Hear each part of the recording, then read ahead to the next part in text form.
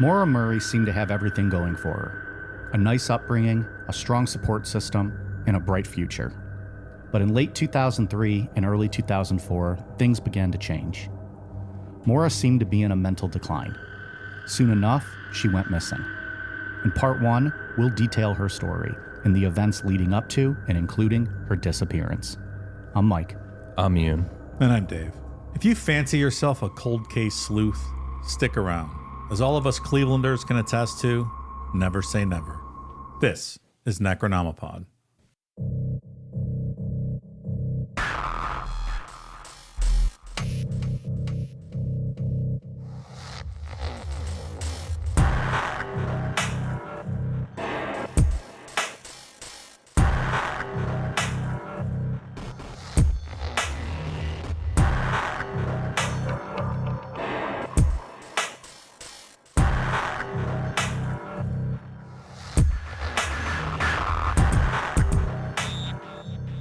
So I saw that this afternoon, the astronauts, the SpaceX astronauts that were stuck up in the space station for a long time, longer than the week they were supposed to be up there. It was like 9 months. Yeah, that's a long time, man. It turned into a long trip.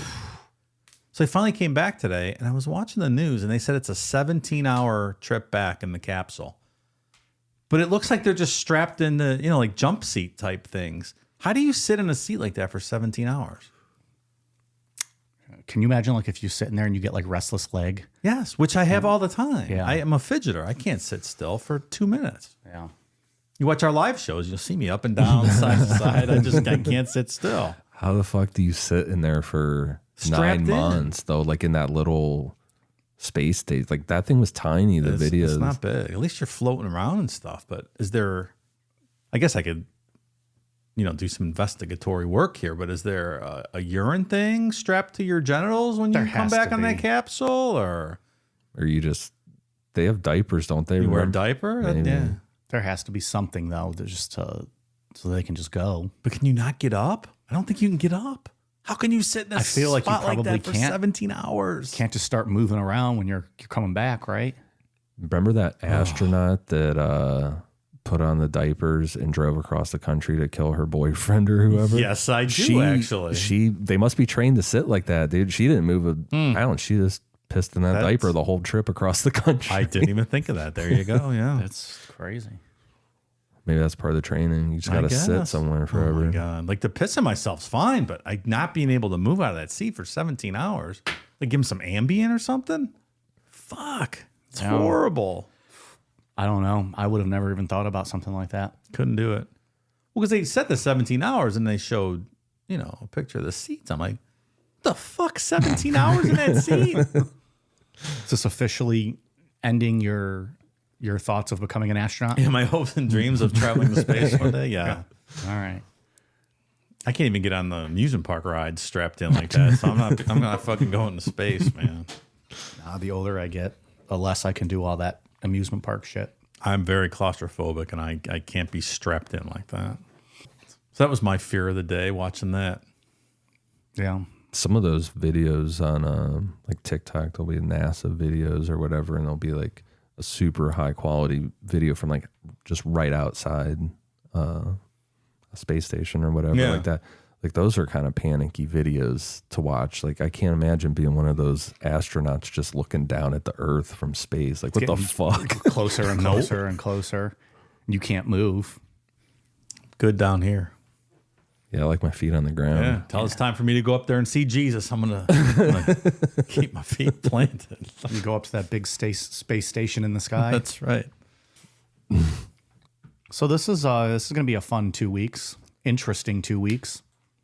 This is a big one. This might That's be what she said. Might be the biggest one we've ever done, I think, as far as the popularity of the topic, I guess. Really? Yeah, I think so. Interesting. It's a bold statement.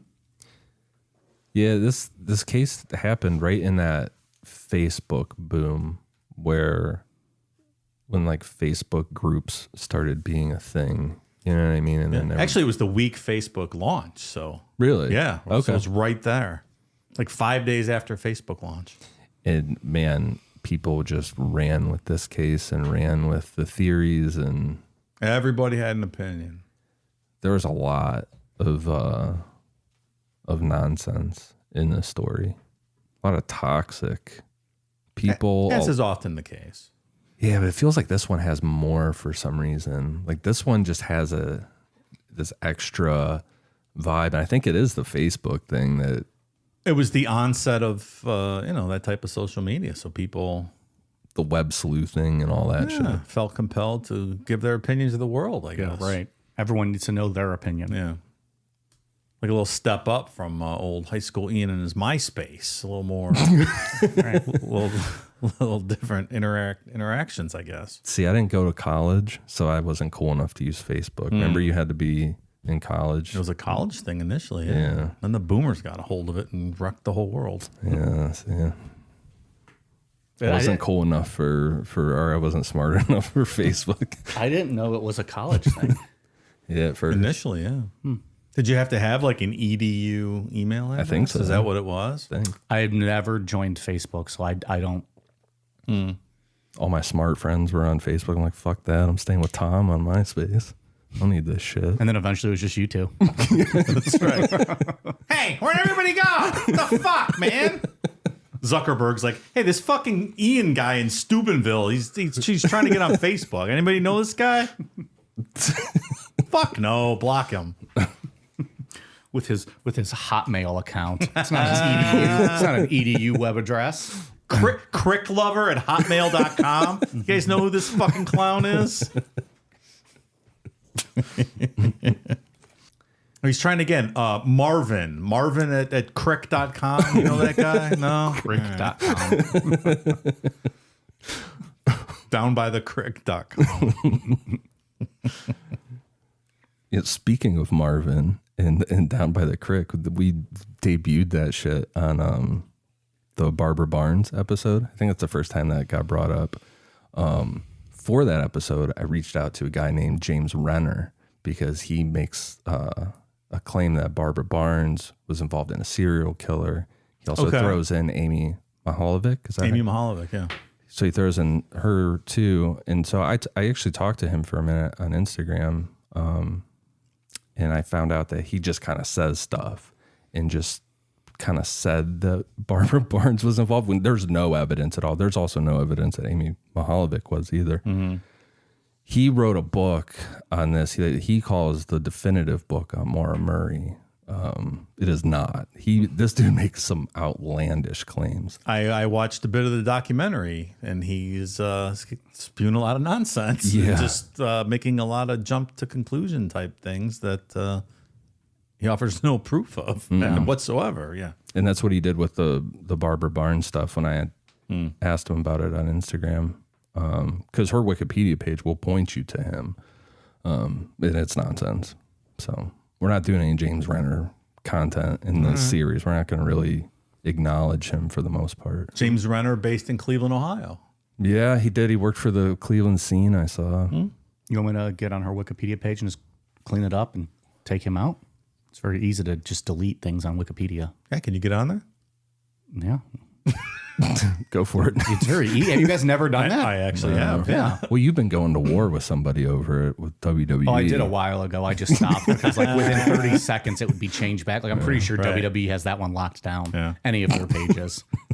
Yeah, I've updated a couple pages at my time. Yeah.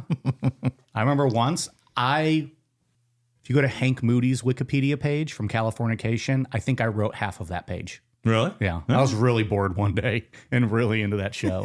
Yeah. I've never done that before. There's just the edit button. That's it. And then it just save changes. I just never thought that's to do why, it. That's why it's, gotta be careful with Wikipedia. Yeah. But you can just take this guy off that page if you want. Delete his life. Metaphorically speaking. Let's not jump to conclusions here like James does. Changing some words around. So there is going to be stuff that we skip over, I think, with like hardcore Maura Murray people that are like super dedicated to this case. If they listen to this, there's going to be stuff that we don't bring up, and just because it's nonsense. And you're lending credibility to it when you talk about it. Yeah, Like that guy goes as far, James Renner goes as far as to say that she's like living up in Canada. Yeah. Like where did you even get that from? He makes some really bad claims against her father as well. Yep. So yeah, we're not doing all that stuff. There's a lot of rabbit holes here too. I deleted this outline multiple times and like I just kept starting over and over because like you get stuck in some of this bullshit and you don't know what's what. Yeah.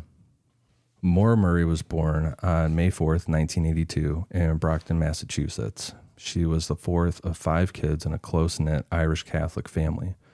Her parents, Fred and Lori Murray, divorced when she was 6, and after that, Maura lived mostly with her mom in Hanson, Massachusetts. Even with her parents living separately, she stayed close with both of them. She grew up with 2 older sisters, Kathleen and Julie, an older brother, Fred Jr., and a younger brother, Curtis. Growing up in Hanson, Maura made a name for herself as an outstanding student athlete. At Whitman Hanson Regional High School, she ran cross country, played basketball, and stood out as a star athlete. Her dedication to sports mirrored her academics, where she consistently earned top grades. With her family's support, she had her sights set high on attending the United States Military Academy at West Point. She looked up to her older sister, Julie, who was already a cadet there, and seems like she kind of drew some inspiration from her path. All of Maura's hard work paid off with a nomination from Senator Edward Kennedy, and she earned a spot at West Point. It's a huge accomplishment. Not easy to get into by any stretch. From my understanding, you have to have a recommendation like You do. like senator. So Hey, Ray, I was going to drive her to West Point for her first day, but my car was at the bottom of the canal at Chappaquiddick. I'm going to try to, maybe sometime this year, we'll get that outline done and we'll put out a Chappaquiddick episode. I've been putting that off for a while. I'm really interested in that story. Um, I just know like the gist, Sure. Don't you be telling lies, Namapod. No, Get my story straight. We'll interview you extensively, Senator. Took me like 12 hours to report the car in the river, but, Well, you had been a very traumatic experience. I didn't know what I was doing. Well, cocaine is a hell of a drug. You believe that motherfucker didn't report that till 10 a.m. the next day? That's crazy. You got to get your shit in line and your story Christ. together. Seems like something you would call 911 about pretty quick. Yeah. Shady motherfucker. By 2000, after graduating high school, Maura became a cadet at West Point. West Point is known for its intense academic and physical demands, but Maura's family believed that she could handle it. However, after about a year or so, the exact timing isn't clear, she decided that West Point wasn't the right fit. Maura's family has since said that the academy's environment just didn't suit her, so she chose to leave after her freshman year, roughly 3 semesters in. Around late 2001 or 2002, Maura transferred to the University of Massachusetts Amherst to be closer to home and focus on a nursing career. There are some reports that suggest her decision to leave West Point might have been tied to an honor code violation. Maura was caught stealing $5 worth of makeup. Instead of facing expulsion, she reportedly decided to withdraw and transfer schools. You know, that was from the Fort Knox gift store. Probably not a good place to steal from. At least that's what the documentary said. Yeah. Because they said Fort Knox, and I'm like, she's trying to steal fucking gold bars? And I know, it was in the gift shop. I'm like, And it was just like good security there, too. like lip balm, like something Just something silly. stupid. Yeah, it's a shame. So I don't know, like her family has said that this had nothing to do with her decision to leave, but who knows? Yeah. Well. But whatever the circumstances were, by 2002, Maura had left West Point and was focused on building a new life and career at UMass Amherst. At UMass, Maura was doing well as a nursing student. She transferred in as a junior. A lot of her credits from West Point carried over, and she made the dean's list. So nursing seemed like a perfect fit for her. Nursing would have been a perfect fit for me. You think? Yeah, I would have thrown up immediately on day one. They'd have been like, all right, just, you can go. They tell you to go change a bedpan or something. Like, what's this now? Yeah. Bedpan.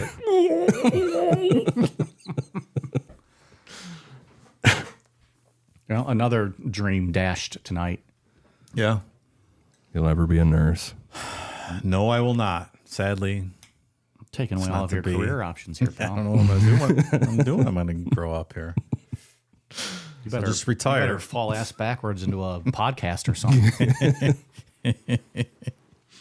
To cover expenses, Maura worked as a campus security desk attendant, a quiet night shift job in a dorm that let her study while earning money. She also had a long-distance boyfriend named Bill Roush. He was an Army lieutenant and fellow former West Point cadet. Bill had already graduated and was stationed in Oklahoma at Fort Sill. Despite the distance, the two stayed connected through calls, emails, and would visit when possible. According to news reports, Bill's family loved Maura, and there was talk of a possible engagement. But like most long-distance relationships, there were struggles. Communication wasn't always easy, and there was at least one major bump, an email that suggested Bill had been unfaithful. Still, by early 2004, they were trying to make it work. On the day she disappeared, Maura emailed Bill saying, quote, "I love you more, stud. I promise to call today, though. Love you, Maura." So it seems like she was doing the best, committed to staying, making this work. Have you ever been in a long distance relationship? It sounds horrible. I never did anything like that. Sounds tough. Yeah. I don't commit to relationships. Fair enough. On the surface, Maura seemed to be managing everything pretty well, but underneath, she was dealing with a lot of stress. The transition from military life to civilian college, maintaining a long-distance relationship, and juggling personal issues were kind of taking a toll. Maura had a history of an eating disorder, which sometimes resurfaced during stressful periods. Her sister, Julie, later said that a lot of times Maura coped with the sense of losing control by binge eating, which sets up issues that are going to happen in fall of 2003. In November 2003, Maura got caught using a stolen credit card number to order food to her dorm. Over a few nights, she had pizza and other takeout food delivered, charging it all to this card that wasn't hers. Eventually, the card's owner noticed the charges, but they didn't want to press any criminal charges against her, but they had to file a police report to get reimbursed. When the police confronted Maura, she admitted to it, reportedly saying, quote, "I only did it because I was hungry." She ended up charged with misdemeanor credit card fraud. I do this all the time with Mike's credit card on DoorDash, but he orders so much DoorDash himself, he never notices. Just slips right Great, through. yeah. It's just the same driver probably drops it off at both places. It's fantastic. I'm trying to cut back. I'm making an effort to cut back because it was getting a little out of hand. I almost had to go to DDA, have a group meeting. Admit you're powerless over your addiction to McDonald's delivery. Like I don't even want to eat unless it's just brought to my door. That's not even a joke. I don't prepare anything. Just bring me the fucking cheeseburger. It's so nice. Let me tell you something. I had 5 ice cream sandwiches delivered from the ice cream store about a mile from here the other night. You have a problem as well. That was absurd. Did you eat all 5? No, no. Okay. Let me be clear. I ate one that night, but to make it economically feasible, I'm not going to order one ice cream sandwich. The 'cause that would driver's be like this fucking preposterous. asshole. You want me to feed it to you too, pal? So I got some for later as well and put them in my freezer.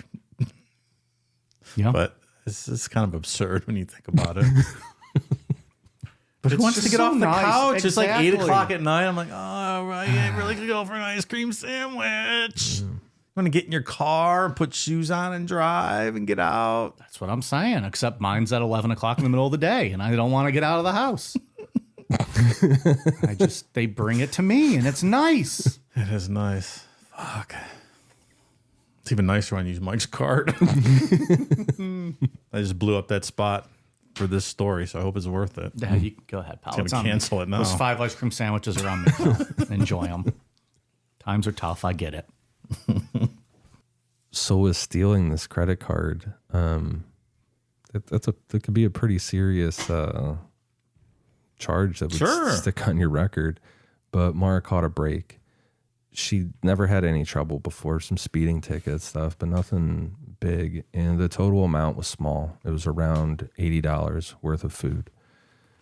By December, the charge was dropped after she completed a short probation program and stayed out of trouble for 3 months.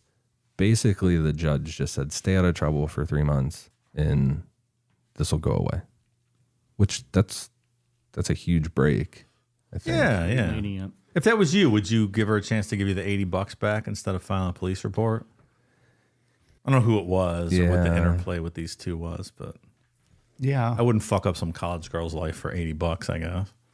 No, I agree. It's not bad. Also, the Like fact me personally, no, I wouldn't. Yeah. But it's 2 DoorDash orders from Chipotle, and I would be at $80. Exactly. I'm jealous that she was able to get more bang for her buck. They got that new honey chicken. Have you guys seen that? at Chipotle, Yeah. No. I heard it was good, but honey doesn't excite me. not in Chipotle stuff. Yeah. Honey chicken.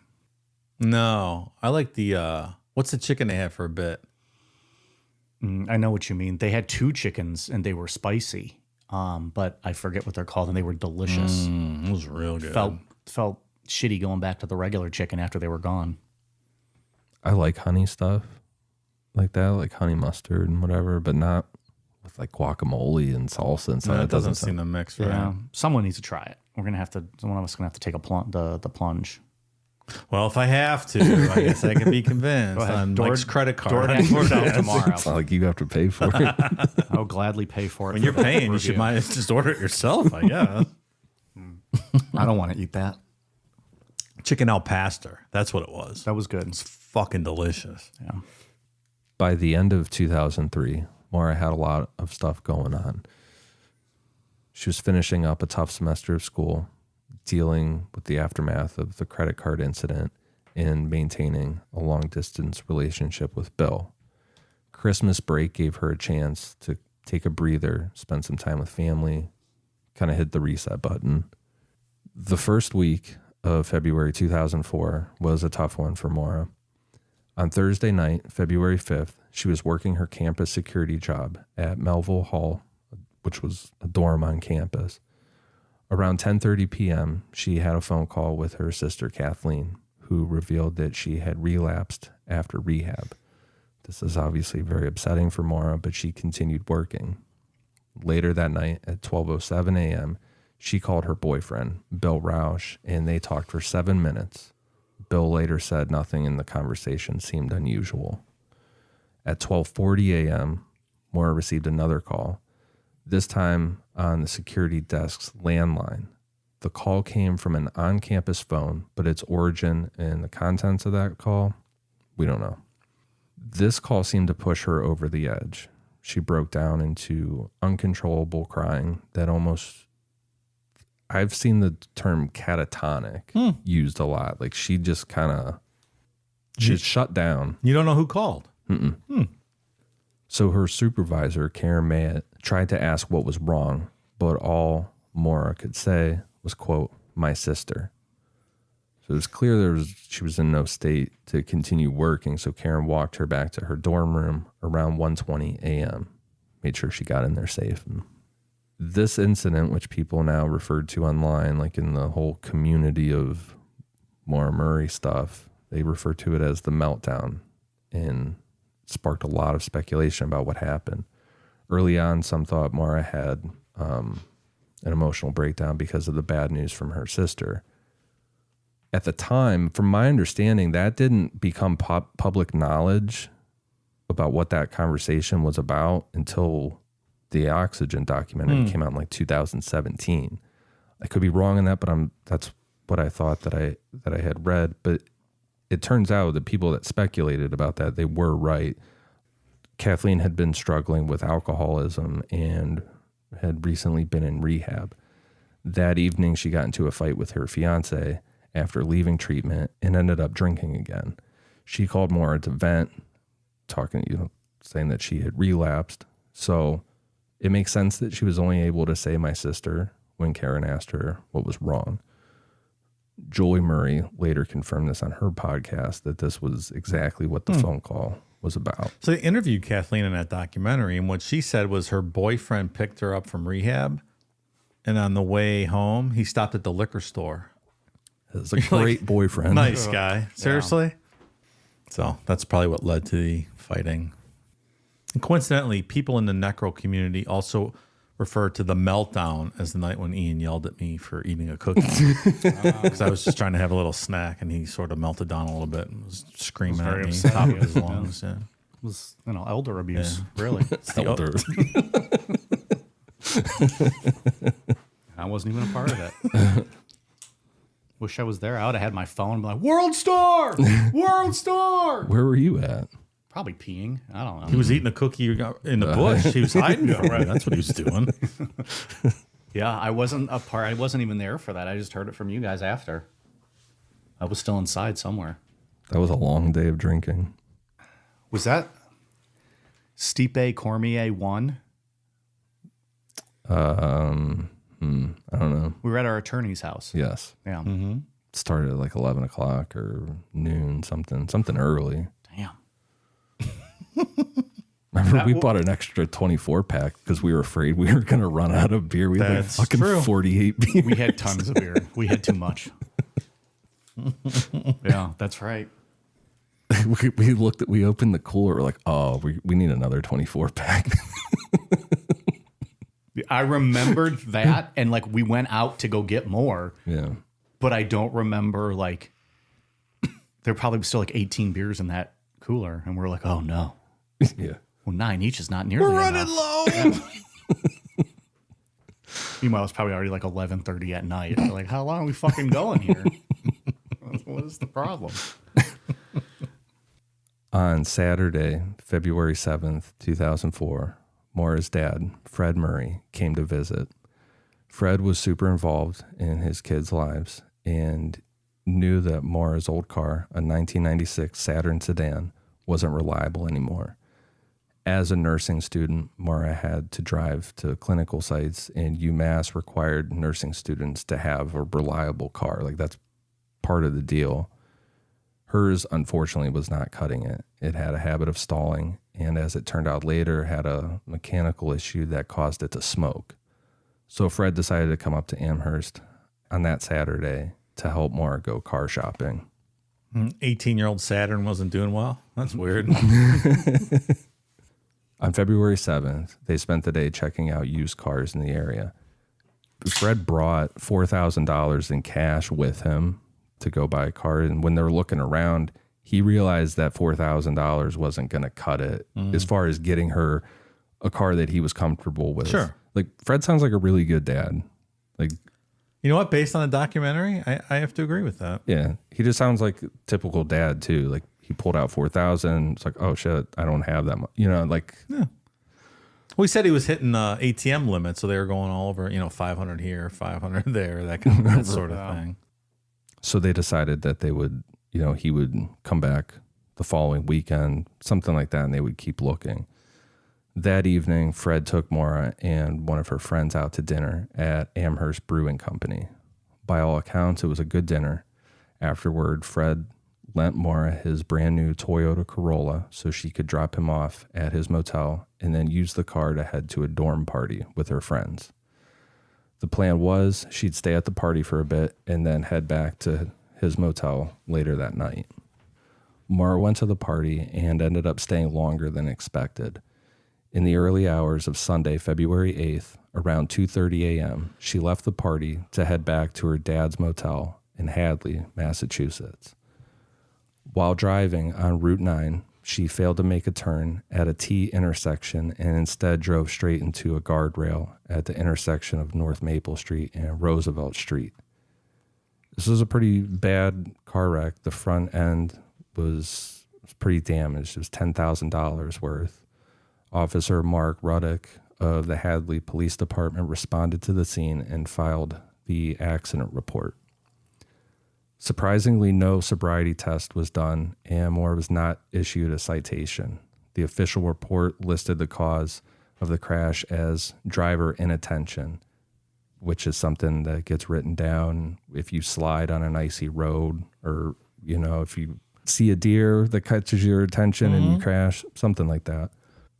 Should be given out to people who don't properly utilize a roundabout. 100%. If I was a cop, I'd just be sitting in the middle of those things, just dishing them out like fucking candy on You get Halloween. a ticket, and you get a ticket, and you get a ticket. Yep. Just shoot them.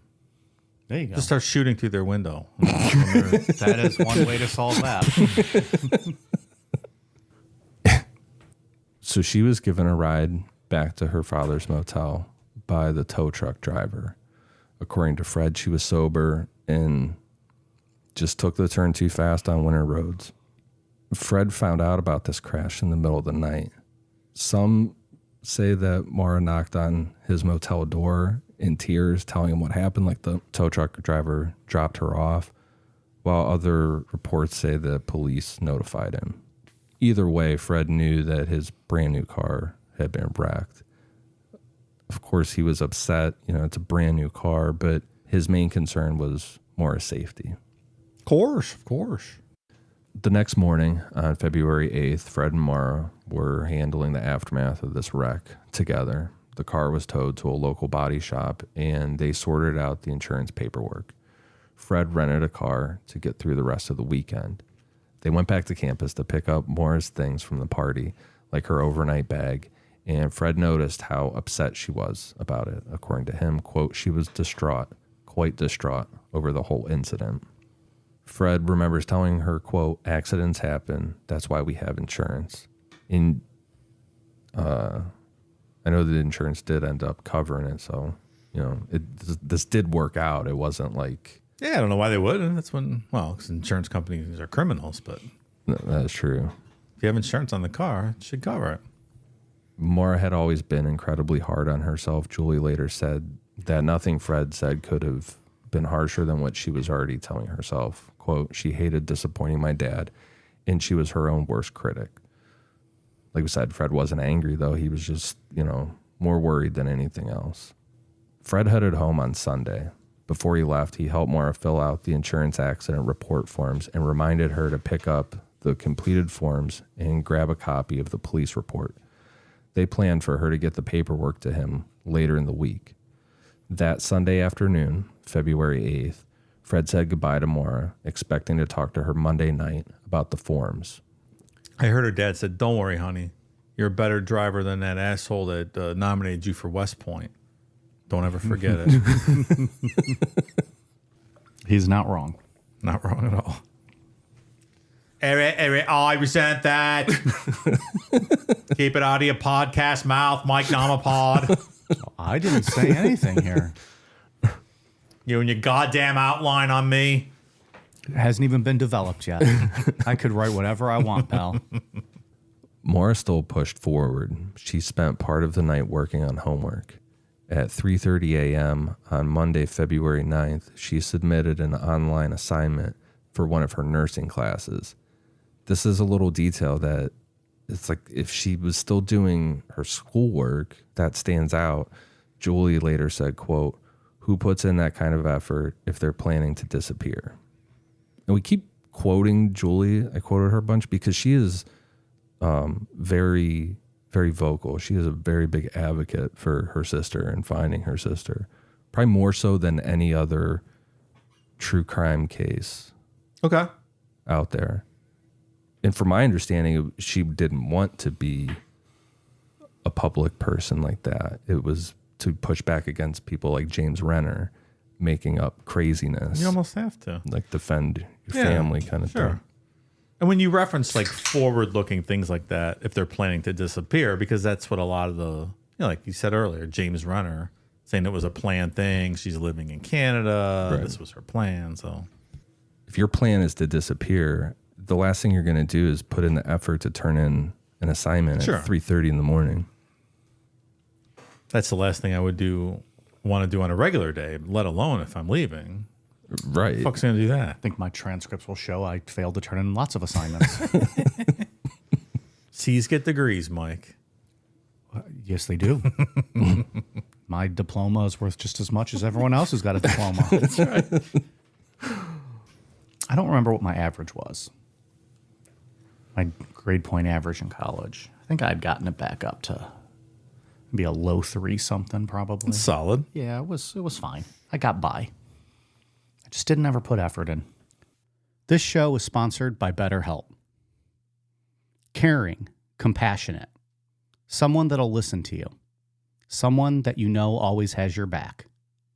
You know, we often hear about the red flags we should avoid, but what if we focused more on the green flags in friends and partners? If you're not sure what green flags look like, therapy can help you identify them, actively practice them in your relationships, and embody the green flag energy yourself. Whether you're dating, married, building a friendship, or just working on yourself, it's time to form relationships that love you back. Therapy teaches us ways to weed out negativity or weed out red flags and focus more on positive energy and green flags.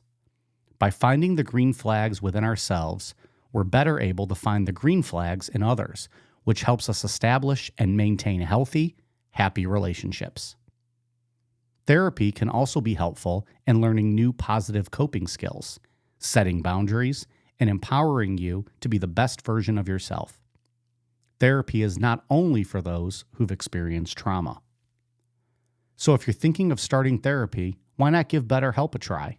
It's entirely online and designed to be convenient, flexible, and suited to your schedule. All you have to do is fill out a brief questionnaire to get matched with a licensed therapist, and you can switch therapists at any time at no additional charge. Discover your relationship green flags with BetterHelp. Visit betterhelp.com/necro today and get 10% off your first month. Again, that's BetterHelp, HELP.com/necro.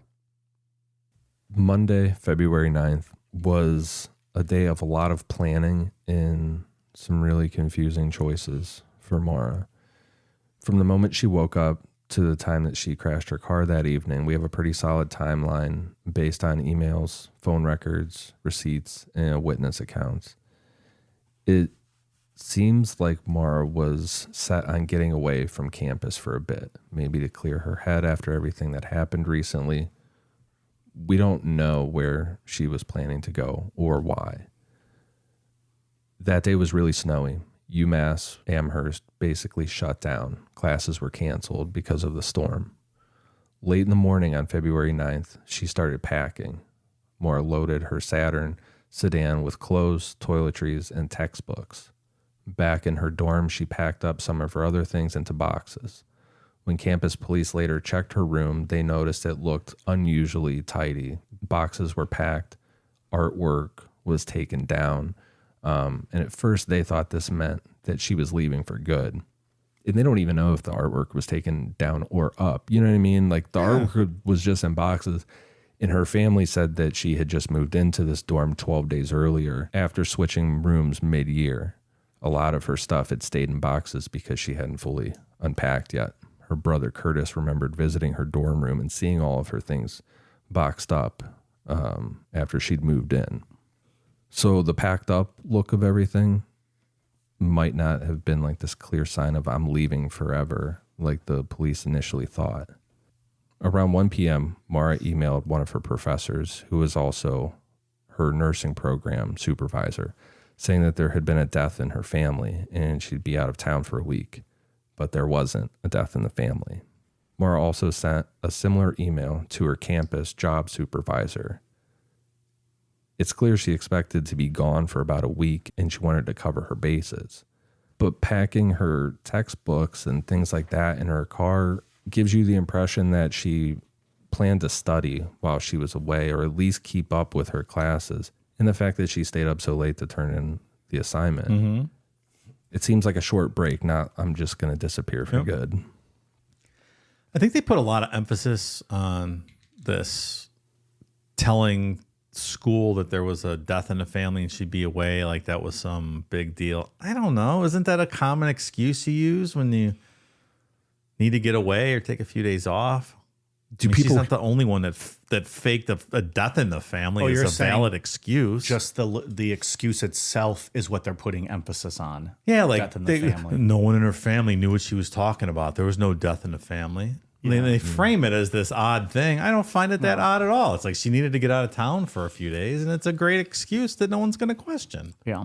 It's not weird. Do some people hear it and they're like, death is a little extreme of a thing to say? Like, I don't know. I don't understand why it's such a big deal either. I think it's one of the things no one's going to question you. Oh, I have a death in the family. Oh, and it gives you a good excuse for a week off. Of course. If you're looking for an extended period of time, like a week, yeah. Your professors are going to let you make up the work. They're not going to give you any shit at your job most of the time. Yeah. The other thing too, like this nursing program is a very prestigious nursing program.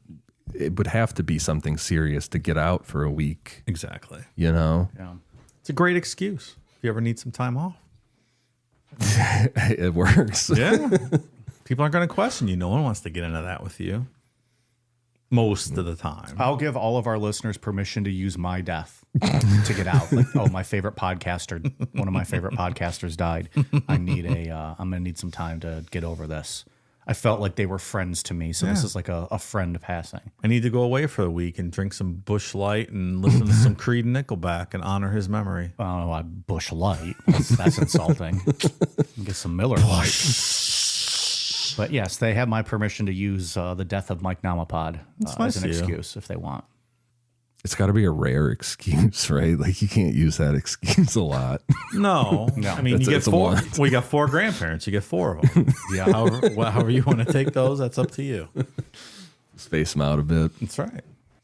Unless there's a car crash and both your grandparents died, but they are different religions and they're going to be buried a week apart, then you can maybe back to back that bad boy for 2 weeks off. If you're cashing in 2, you better get at least 2 weeks out of it. Otherwise, you can't cash in 2 just cause. You just have to get creative with the burial, with the plans to justify that back to back. Normally, the grandparents would be buried together on the same day. You'd still only need the 1 week. But I think you could even just get away with saying both of my grandparents were killed in a wreck. I'm taking a couple weeks off. Sometimes I think you get away with that. I think that could be okay. You'd have to be a real dick to be like, well, why do you need a couple weeks? Can't you mourn them both at the same time? Our bereavement policy does give you a week, but in this situation, it's concurrent and not consecutive. So we're going to need to see you back here next week. Yeah. You said it was prestigious. My experience with college, you could just not show up for 2 weeks. The professors don't give a fuck. They're like, okay, well, you got to pass these tests or you're not going to get a grade. You don't want to show up for 2 weeks, that's on you. Yeah. No, they're not going to give a fuck. But if it's like a nursing thing and she has to check in with her supervisor, that's different. Yeah, it's like one of the top nursing programs in the country kind of thing.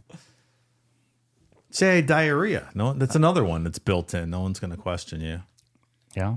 If you're at work one day and you don't want to be there, just shit your pants. You go right home. No one's going to say anything. What are they going to say? That you have to stay? I shit my pants. Are people it's a built-in excuse. Are people forced to stay at work? Like I've never had a job where just say I'm going home. I don't feel good. Well, some people have jobs, I think, where they're forced to stay. But I think shitting your pants is a built-in excuse. They're going to send you home. Like if you're sick, they force you to stay. Anybody working in retail is working under some conditions for sure. Not if you shit your pants. Yeah. Shit your pants. You want the day off? You want to be somewhere else? Shit your pants. That's probably rough to come back though the next day after doing that. That's all part of the strategy, I guess. I've never had a job that was so strict like that. Like if you don't feel good, you just go fucking home. You gotta live for today, man. Tomorrow's not given. Shit your pants. Right around that same time, she had emailed her boyfriend, Bill, letting him know that she got his messages and promised that they would talk later. Then, right around 1 p.m., Maura made a call. She contacted a condo rental line in Bartlett, New Hampshire. This was the same condo complex her family had vacationed at before in the White Mountains. The call lasted about 3 minutes, during which he asked about renting a condo for an upcoming stay. The owner either didn't have any availability or the call didn't lead to a booking. At 1:13 p.m., Maura called a fellow nursing student in what would be one of the last known conversations she had. The call lasted around 2 minutes, and the student later recalled that Maura was asking about returning a borrowed lab coat. The student assured her that it wasn't urgent, you don't have to bring it back. But later that day, Maura left a plastic bag containing the lab coat and some other belongings outside the student's dorm. This is probably just her being polite, but some people take it as a tidying up everything before she's taking off. They talked to that girl in the documentary. The Oxygen or the Peacock? The Oxygen one. I think it's the same one. I think it's just on Peacock now. Oh, okay. And she said she told her she didn't need to drop it off, and she was snoozing later, and she heard the knock on the door. She's like, I'm not expecting anybody. And she just rolled over and went back to bed. And it was her. If she would have opened the door, would they have chatted 5 minutes? Would it have changed the whole trajectory of the day? Don't know. Possibly. Butterfly effect. Sit there for 10 minutes and talk, and it changes all this. Mm-hmm. At 2:05 p.m., Maura called another number, this time for recorded information about hotels in Stowe, Vermont. This call lasted about 5 minutes, which I'm assuming she was just listening to rates or listening to the information, or maybe on hold with somebody, and then was like, fuck it, I'm hanging up. The distances are worth noting. Bartlett, New Hampshire is near Mount Washington and places her family had hiked before. Specifically with her dad, they would go out hiking and stuff. She also had MapQuest directions printed out for Burlington, Vermont, and the Berkshires in western Massachusetts. These were later found in her car. It seems like she just wasn't completely decided on where she was going. But it seems like the main focus seemed to be places that she was familiar with. Happy family memories. Right. Mm-hmm. And had gone to multiple times, so she's familiar with the area. You know who used to be the mayor of Burlington, Vermont? Who's that? Bernie Sanders. Oh, yeah? Yeah. Now he's on top of the world. Yeah. The pinnacle of success. He's making it happen. Remember him sitting in that chair a couple years ago? It was all over the place. Looking real crabby. We still have Necro shirts with that picture on our Amazon store. I forgot about that. That is ridiculous. At 2:18 p.m., Maura called her boyfriend, Bill, and left a brief voicemail. The exact wording has never been released. She reportedly said that they would talk later. Remember, Bill was still at Fort Sill in Oklahoma. He missed the call. He later said that there was nothing strange about the voicemail. It sounded fine. Within minutes of getting this voicemail, Bill attempted to call Maura back 3 times at 2:21, 2:22, and 2:24 p.m., but she never answered. Does that mean she just wanted to leave a voicemail? Not talk?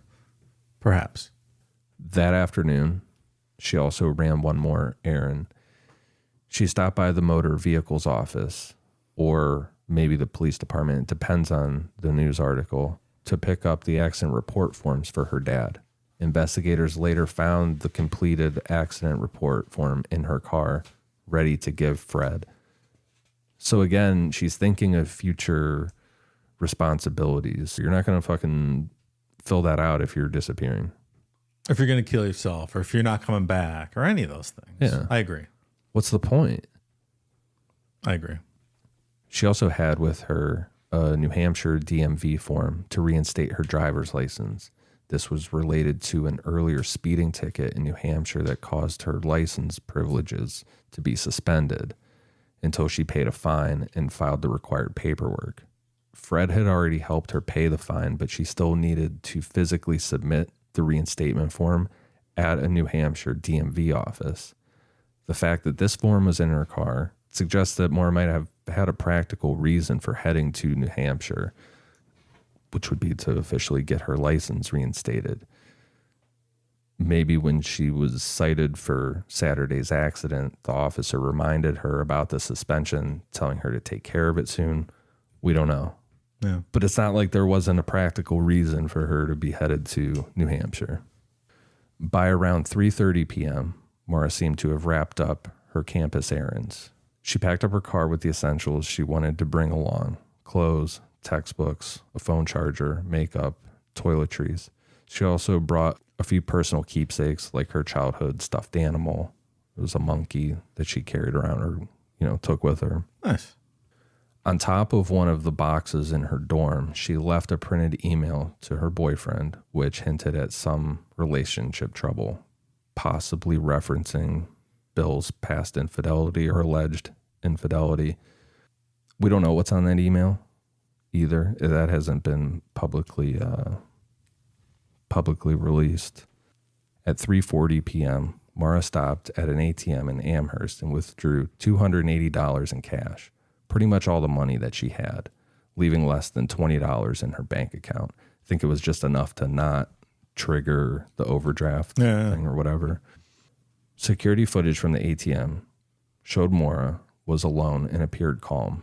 She was dressed in a dark jacket, possibly a sweatshirt, looked like typical winter stuff you would wear in wintertime. They made a point to say on the documentary that they've never released that video footage for some reason. Any idea why? I don't know, just a still is all I've seen. Yeah. Oh, have you? Yeah. It's odd. Because normally you see stuff like that. It's quite common to see those ATM video footages. Especially if nothing happened that, could be damaging to a case. Mm-hmm. They also, I hate it. Documentaries are so misleading sometimes. They kept, harping on she emptied her ATM or emptied her bank account from the ATM, took almost all the money she had in her account. Well, it was $280 too. Like, you might want to mention that because we're not talking like 10 grand here. Right. This is very misleading. Yeah, so this... Oh. All right. Well, that's the same. All right. I don't...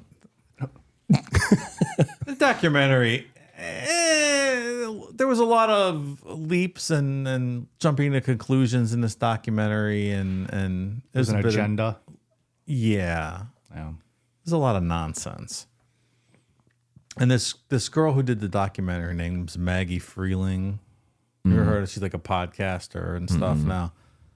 She's a pretty attractive young lady, but I think she liked to leave long, lingering shots of herself in this movie. Like, most of the time you focus an interview on the person you're talking to. There was a lot of reaction shots from her, tight shots on her very pretty face that seemed a little long. I think she liked to see herself on camera a little more than was necessary. She's all covered in tattoos. A lot of long shots on her hands, like focusing in on her cool tattoos and stuff. I don't know. I found it very strange. Fucking weird. Yeah, it was a bit seems like odd. a lot of people have used this case to get themselves over. You know what I mean? I do know what you mean. Like, they ended up retracing her drive that afternoon and stuff. They're like, we got here an hour quicker than she did. What could she have been doing during that time? Like, well, maybe she had to go to the fucking bathroom and maybe there was traffic. Like, you're just making things up. There is an unaccounted for hour of time. But like you said, she could have been doing anything. And there's stuff that gets into like the realm of just made up nonsense. Like, people start A lot of coming up with boyfriends that she supposedly had on the side, and that's what she was doing during this hour. Like, it's stuff that is completely not founded at all. You're just saying things. There's a lot of that. Like, it's traffic in the winter. Maybe there was an accident. Did you check with the state police to see if there was an accident that day? Well, no, because then you wouldn't be able to say stuff like this. It's very misleading, in my opinion. I haven't finished watching it yet. Like, who's to say she didn't go through a drive-through somewhere and pull off to get lunch? She paid cash. Like, they're not going to know that that was anything. She could have then got her food, pulled off into a park, and ate it. Exactly. Scenic look off. Yeah. I'm looking at the mountains. Absolutely. An hour? Get the fuck out of here. What are you talking about? Maybe she drove slow and you drove fast. Like, come on. There's a million things that could have happened. Exactly. It's just very disingenuous when you start making arguments like that. Right after that, around 3:45 p.m., she went to a nearby liquor store and bought about $40 worth of alcohol, a bottle of Bailey's Irish Cream, a bottle of Kahlua, a bottle of vodka, and a box of Franzia red wine. The store's CCTV showed her alone during this purchase. Looked calm, just like the bank stills. You know. That's a good week vacation by yourself, the liquor store purchase, right? A little breakfast coffee there and some box wine at night. What's she making with that? It's a college girl's liquor store purchase. Exactly. Is it? It's Kahlua and Sounds like cream it. and Yeah. Bailey's and coffee for breakfast. and boxed wine. You ever see that Franzia boxed wine? I've drank some box wine before. It's Yeah. probably, is that the same company? Probably the same stuff. Yeah. Yeah. It's not It's good. got the little fucking tap thing on the side Yeah. of it. It's easy. I remember having some like bottom of the barrel nights, like right out of high school. Where it's like, I guess this is what's gonna do. It's either that or Kamchatka vodka from the local gas station. Brutal. At some point, Maura headed north on Interstate 91 from Amherst. Around 4:37 p.m. as she drove, she placed what would be her final known phone call. She checked her voicemail. After that, it was silence. That was the last recorded use of her phone, and it's assumed she just kept driving north, likely heading from Massachusetts into Vermont or New Hampshire. The usual route from Amherst to the White Mountains would take her north through Vermont, it's I-91, then east into New Hampshire. No one is known to have spoken with Maura during this drive. Her boyfriend, Bill, tried calling her that afternoon after work, but she didn't answer. Maybe her phone was off. Maybe she ran out of, started getting in spotty areas of service.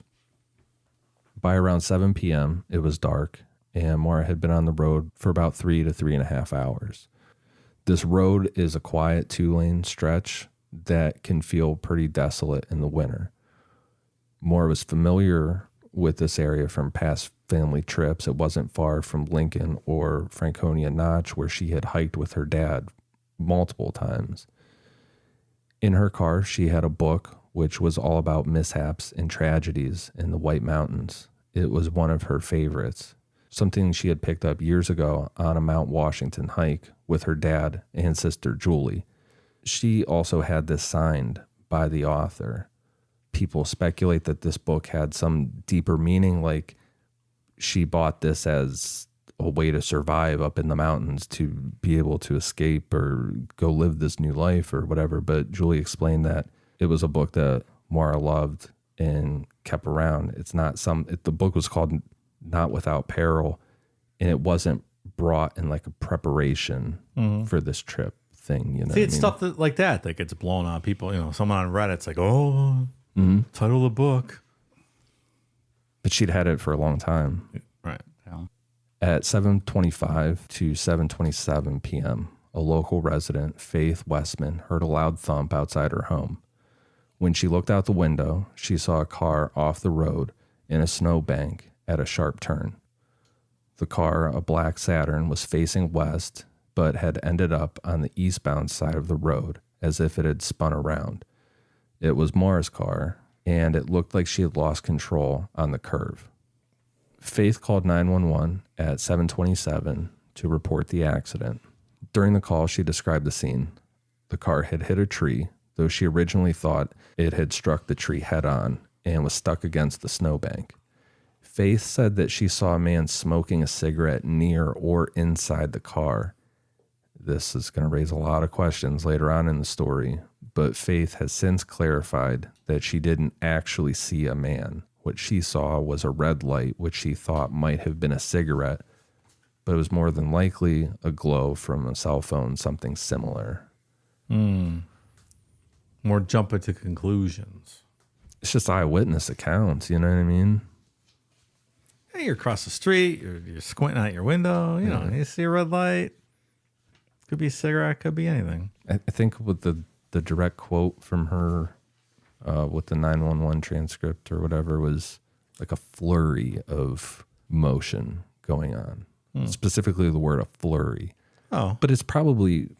You're freaking out. You hit a guardrail and your airbags deployed. Sure. Yeah. Yeah. Yeah. So in the moment, the witness is just telling authorities initially like what she thought, what she perceived. And of course, all of that is going to get scrutinized and, you know, put under a microscope. And then she's like, okay, well, looking back, like, no, I didn't actually see a guy, but I saw motion in a red light and just assumed it might have been a cigarette. Yep. But you don't think that when you're just giving your initial statement. Sure. Meanwhile, another neighbor showed up on the scene before police. This was Butch Atwood, a school bus driver who lived just down the road. He lived like 100 yards down the road. That's like 300 feet, right? Length of a football field? Mm-hmm. Okay. For our sports fans, so they can get a feel for how far that is. Just so they know. Yeah. He was on his way home from work when he came across Maura's car stuck in the snowbank. When he saw her, she was standing behind the car. This was shortly after the Westman's call, probably around 7:30 to 7:32 p.m. Butch pulled over to check on her and offered to help. According to what Butch later told the police and media, Maura was alone, not visibly hurt, no blood or cuts, but clearly shivering cold. Butch just completely gets rid of that idea of a man there smoking a cigarette, unless this man went and running into the woods and hid or something. Temperatures were below freezing, and there was a good bit of snow on the ground. Butch asked if she was okay and if she needed him to call for help. Maura told him no, that she had already called AAA, and she told him that they were on their way. Butch knew that this was a lie because he lived, like we said, 100 yards up the road. There was no cell phone reception in the area. It was a complete dead zone. From what I read online, it's a dead zone today. So they just never got a cell phone towers up there. They must have Verizon. That's right. I got dead zones in my house. Verizon. I say that, but I actually never lose calls. I never have any issues. I know you said you have some problems, but I've not had any. I don't leave the house all that often. I'm obviously on Wi-Fi at home, so I have problems there. But when I land in major airports in this country, everyone else on the plane is getting their messages, whatnot. It's always dead. I have to restart my phone 2-3 times. It never just clicks on after coming out of airplane mode. Do you have Verizon? It's very strange. Do you have that issue? Not that I can remember, but I don't really go anywhere like that. Well, the one time we flew to Vegas, did you have that issue? I don't remember. I did. I always do. That's so weird. I don't have Orlando, that Vegas, issue. Chicago, big fucking cities where there's cell tower coverage. It doesn't make any sense. I couldn't tell you a single thing about that Vegas flight, to be honest. You were sleeping for a lot of it, too. I ate a lot of edibles before I got on that plane ride. Dave and I were sitting across from each other on the aisle, and we can look up in the mirror at the front, and it was right on you. Yeah, we saw. And you were just like, just the whole time. Head back, nice and calm, relaxed. Which is the best way to spend a flight. I wish I could do that because next thing you know, you're there. Eat some edibles. It's like time travel. There you go. So Butch also, he said Maura didn't seem panicked. If anything, she just wanted him to leave.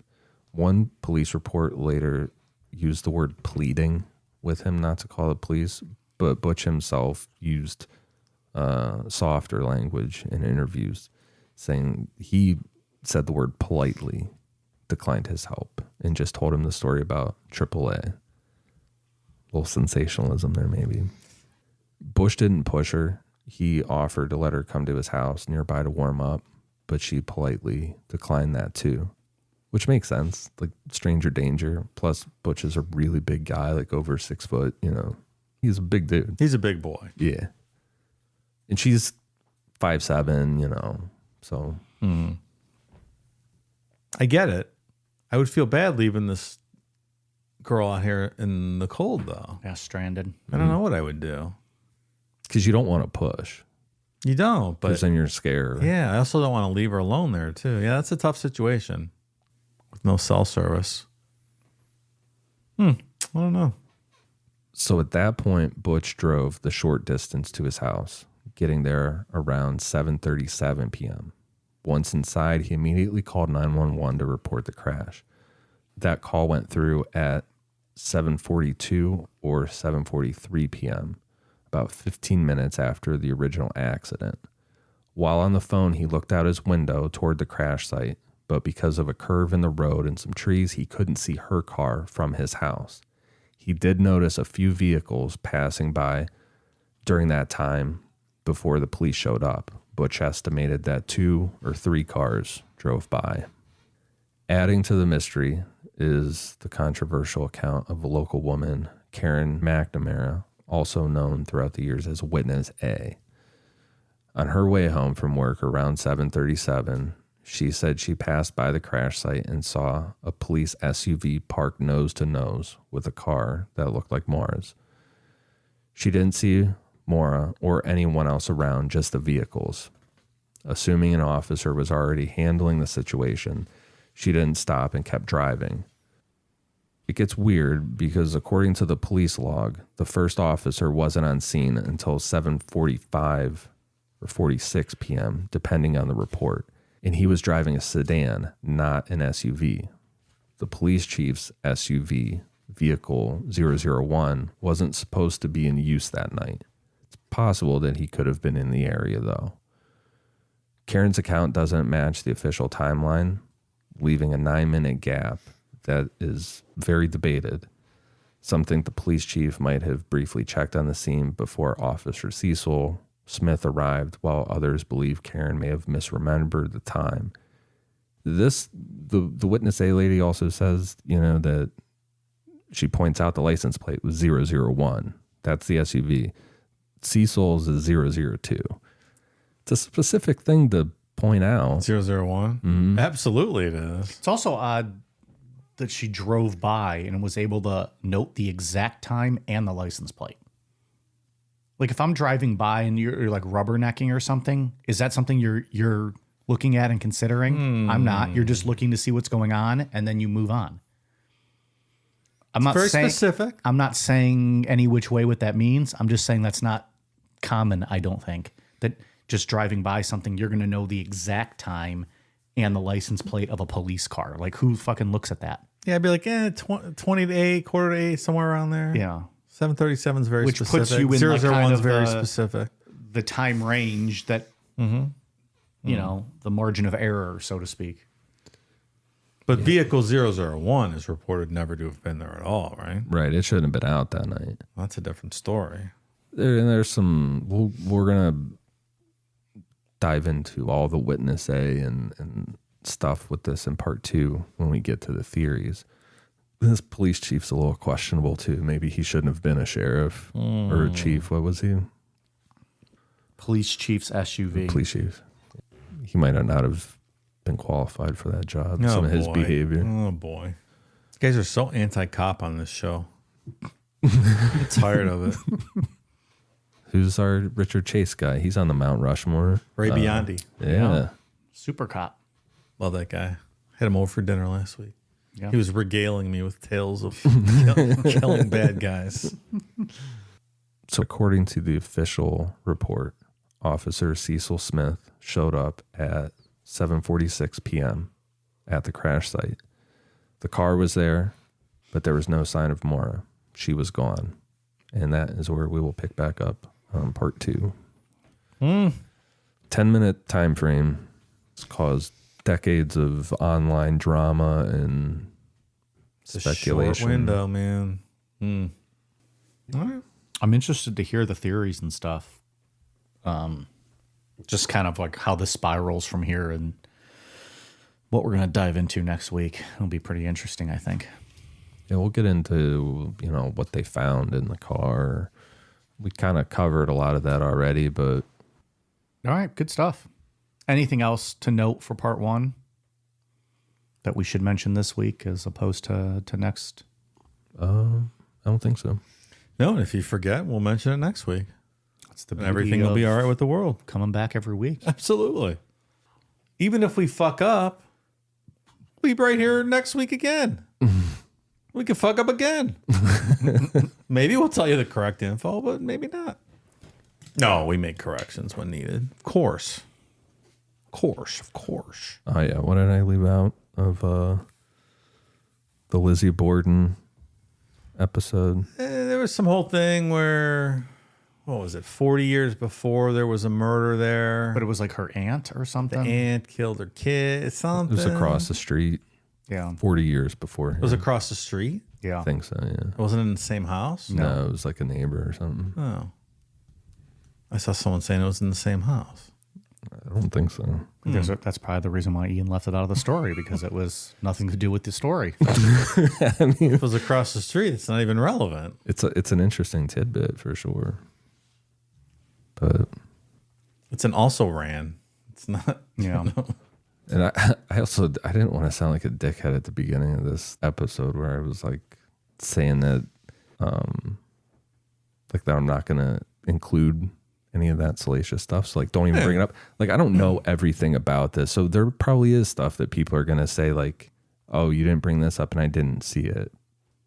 You know what I mean? Like I don't know everything, but I get it. you know. I know I had the Lizzie Borden thing somewhere. I don't remember. Well, you got time. You can look for it while Dave tells us about Patreon. Thank you and welcome aboard to new patrons Magdalena Neugebauer, Achilles 505, Mike, please release me. I need water. A cry for help from someone in your basement, Mike. Is that Declan? Yeah, could be him. Shellerman, Kevin Pruell, ditch Samantha and choose me, Dave. Oh, that's seems like an offer to me. Is this the old war? I guess we haven't heard from Samantha Loves Dave in a long time. I'm not even sure if she's still around. She may have moved on and found another true love. Maybe she died. Maybe she did. I hope not. I don't have very many maybe. fans. I need the ones I can get, Mike. Right. Don't wish death upon them, please. Eric Opak, Chris Zavala, Ashley Schlosser, Butt Sniffa With an A at the end? with an A, Nice. absolutely. Sydney Oliver, Shelberta finally finished the backlog, so obviously now on Patreon. William Solorio, Vanessa D, Raymond Brickheimer, Fib Dibbler, Ooby Gooby, Jackie Smith, Fatina Louvier, come to SDCA. I assume that's San Diego, California. I'll show you where pineapple goes. Well, if it's a pizza, then you're barking up the wrong tree, Toots.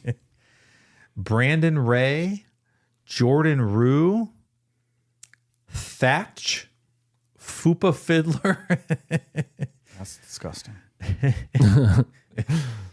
Aaron Pettis, Carol Ann, Kaylee Schneider, Wyoming isn't real! Exclamation point. Vanessa D again. Is that the same person? Is that two Vanessa D's? I'm not sure. Aubrey and Booty Hole, Booty Hole, Booty Hee Hee. Gotcha, Mike. Well, I don't. See, he didn't say it. Booty Hole, Booty Hole.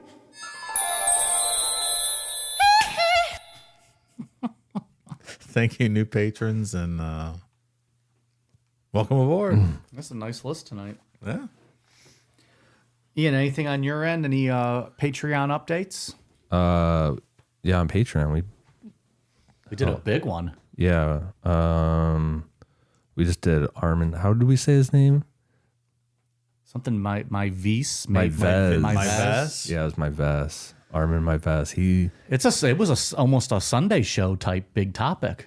he lived a life, or is living a life. He's still alive. There's a lot going on in that episode. He's a wiener eating cannibal. That one. It's a big cannibal heavy episode. If you're into that thing. It was something. Yeah, it was something. A lot of insight into the online world of cannibalism, fetishes, and stuff. Yeah. A lot of going. It was an interesting episode. I do have my correction for, not my correction, but just this tidbit of information that I left out. Please. So this would have been, 40 years beforehand. You're talking Lizzie Borden. Yes, Lizzie Borden. It's her great aunt, Okay. Eliza Borden.